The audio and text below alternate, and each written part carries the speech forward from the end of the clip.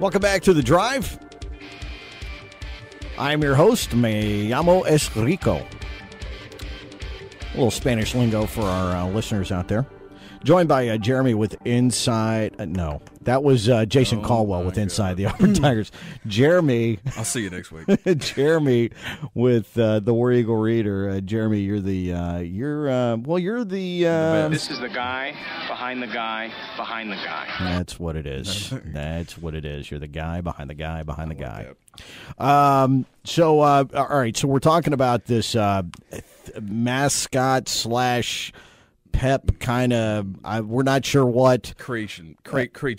70, 71. This is pre-Aubie. Aubie really didn't come into existence as a mascot until when? 79. 79. Right. Okay. And there's gazillions of stories. Yeah, to go with the birth of Aubie.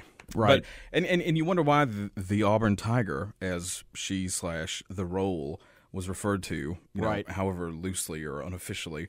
Like, why did it stop? Where, at what point did they say no? You know, why didn't anybody remember? Did she just like graduate and they decide they couldn't find anybody else? Well, speaking of, so kind of people that carried on the torch, tiny torches. Where they were, you know, I would always see these. They were more like cigarette lighters, right? And not the good Zippos either. It was the Bic. No. So you burn your finger after you held it up for too long. But I would always see these kids in these pictures, like these. They were brothers, and mainly one, and they were in tiger outfits, and they would be out on the field, and I never really thought of them kind of in that context or anything. Right. That they were, you know, officially these things.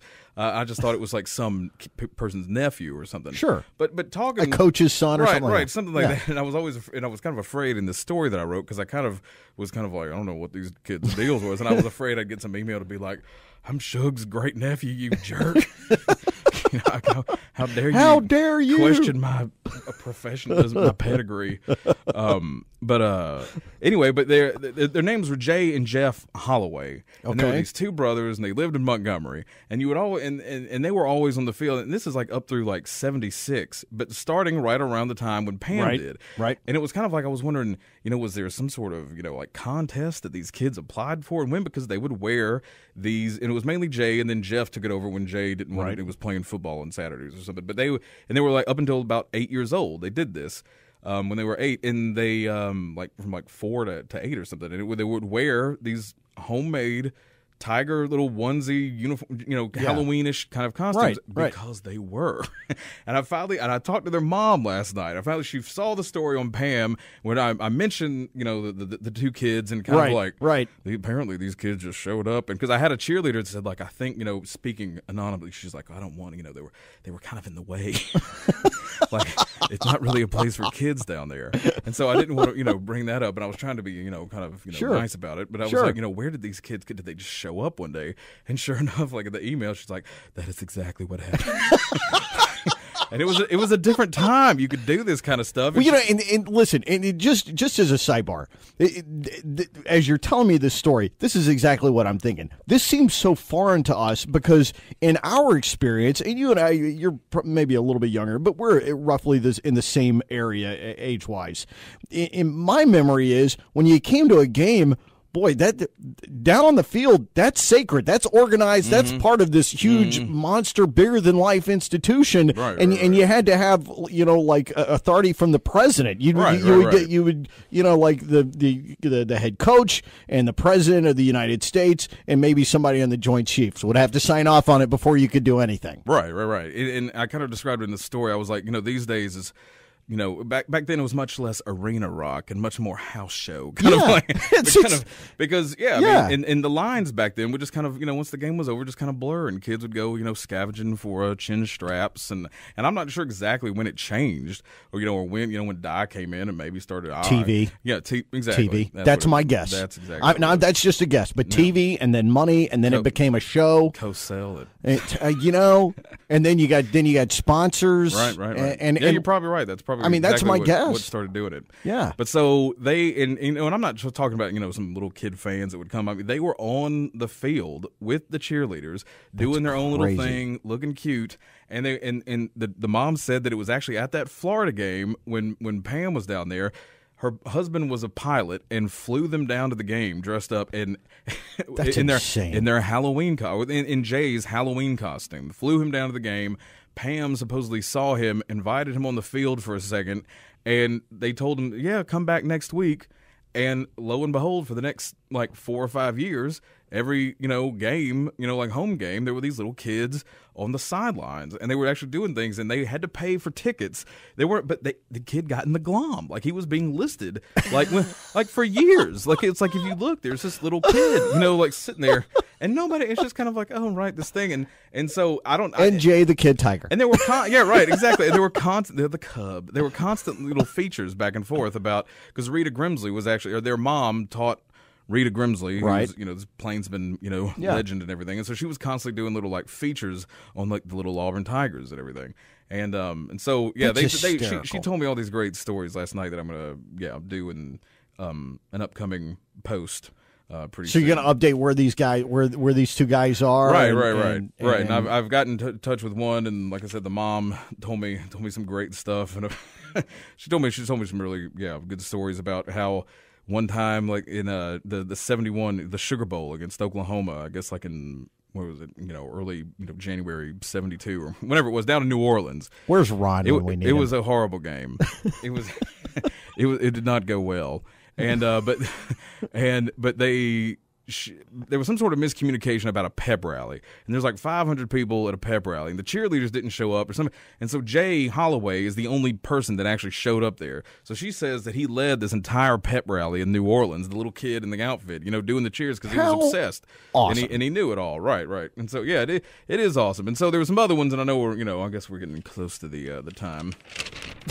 I love doing that. It's good. It is, but it's good stuff. Yeah, but there's a million little other like crazy little mascots, prehistoric creatures and beasts. We've got like saber-toothed tigers. Well, like look at that right there. Wow. Yeah, you see what I'm holding up. That looks like that eagle. First of all, looks a little sick, and it looks like here's what it looks like. I think that somebody traced that off of some 1930s government era, rebuild. Right. It looks like a third grader trying to do a project. Right, it really does. But it's not. It's actually, I don't know if it was just a plainsman, an artist rendering of its idea, or if this is actually like the design for this creature, this crypto creature, this thing. But in '77, we're talking pre-Aubie stuff. An art professor by the name Tazewell Morton. Sure, Tazewell. Absolutely, right, he's a legend. And he's a big, he is now. Big and big wig. Yeah, Tazewell had this idea that we should have an eagle mascot. And he wanted it a thing. It was Eagle proposed his game gimmick, and it was going to be this 7-foot thing, an upright bird that hams it up for the television cameras, and he thought it should be an eagle because there were so many other tigers and everything, and and there was a Mike, they had Mike the tiger, right, and he was really on this crusade about it and had plans drawn up by Blaine Kern artists in New Orleans, which are the people that were responsible for like a lot of the Mardi Gras stuff that goes like the floats and stuff. And if I read the story right, like he actually, like there was a suit actually delivered. So I have been scouring eBay. I have set up so many alerts and try to see if I can track down the eagle costume. The eagle suit. Yeah, because I mean, and it was people, Dean Foy's like, well, I think if students, alumni want it, I say go, go, go. And Dean Foy. And then that dovetails kind of with another thing. But once again, I'm looking at the clock. It's 5:30. Well, that's all right. The story that I love, that I just still have a ball with, is the Catholic University in Pennsylvania, right? That had no team, had no football team, and so they decided to pick another school's football team to root for. Did they pick Notre Dame, another Catholic school? No. Did they pick maybe Xavier or no? Wrong. Auburn. They picked Auburn. It makes sense. Well, of course, it makes perfect sense. And when I saw that story, or in the glom, I'm going along, and just completely without a caption or anything. I think it was like in the '88 when I didn't have my notes on this one, but it was like 87, 88. 87, 88, right. Were the 2 years. And there's this picture of Aubie with this bird, like a, it looked like an mascot. eagle. It looked like an eagle, and he's wearing like a War Eagle shirt, like a tank top or something. It looks airbrushed. And I tell you, Rich, I thought it was Tazewell Morton. Who finally said, screw it, I'm coming out there myself if I can't get anybody to wear this thing.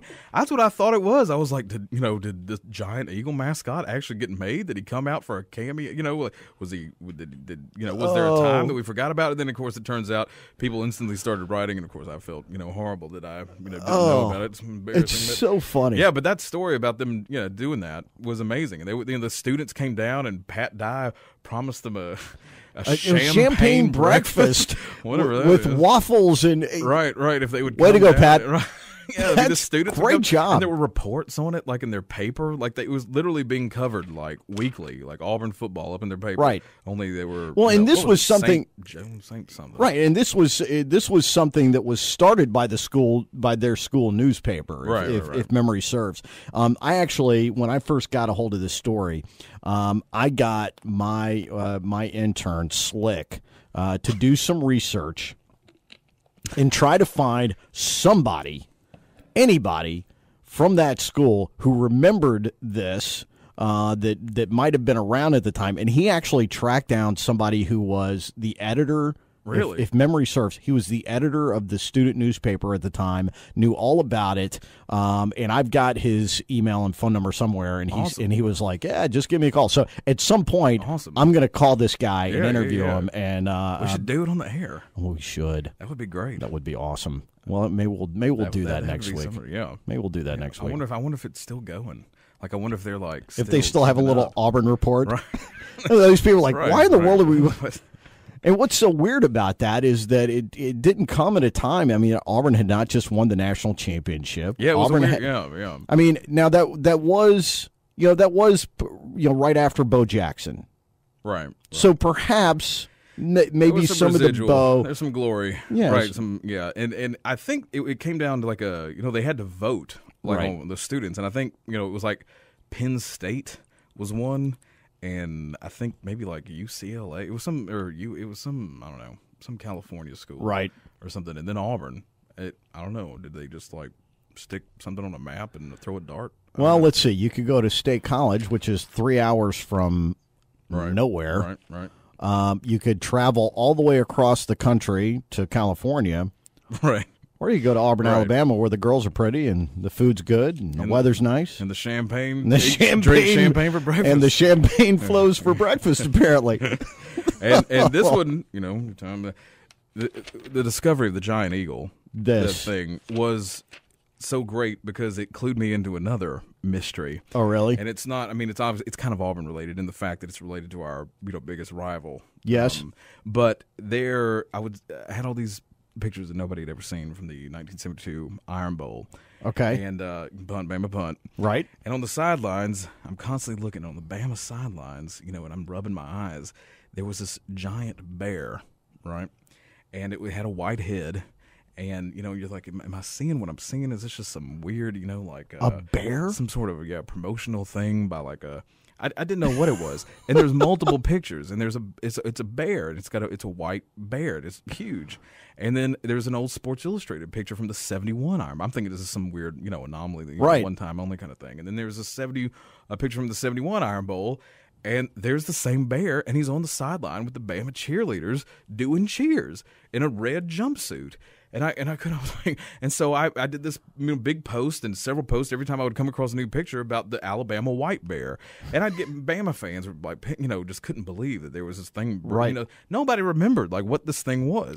It was just like the Auburn thing. Like nobody remembers these things, right? And so as I'm reading along, we've erased it from our collective memories, right? And so as I'm reading along, finally, and I thought it was hilarious, and it was getting all kind of traction and everything because I posted it for the first time, the first game that Ole Miss went out as the they were the Rebels, but the Rebel black bear first walked the sideline, and I was like, forget, look out, Ole Miss, you're not the first school to throw a bear out on the sidelines. The glorious Alabama white bear, and anyway, and so as I'm reading along in this thing, and the this guy named Dave Roberts, who was the chairman of the Spirit Committee, who was going to, I guess, approve the giant eagle.